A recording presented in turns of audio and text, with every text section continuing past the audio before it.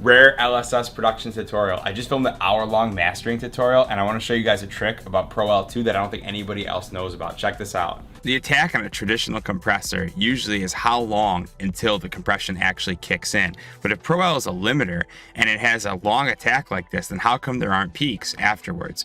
Well, it's pretty straightforward. The attack is actually not the way you think it is. It's actually a fork in the road between a clipper, which is stage 1 of Pro L's limiting process, into the compressor, which is basically the limiter part, which is controlled by here.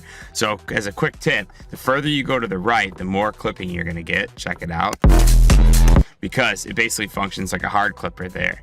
So you can dial in exactly how much clipping you want to snip your transients, and on the release side, the further to the left, the louder it's going to be, and the further to the right, it's going to be quieter. What I like to do to dial this thing in almost perfectly, to get it as loud as possible with no distortion, is hit the delta button, which is this little headphone jack in the corner, and then dial in the attack and release slowly. You'll hear exactly what it's doing once you start playing with it for a little bit.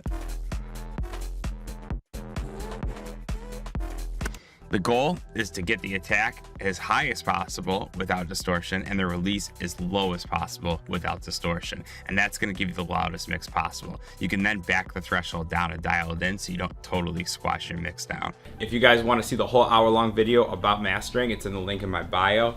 Peace.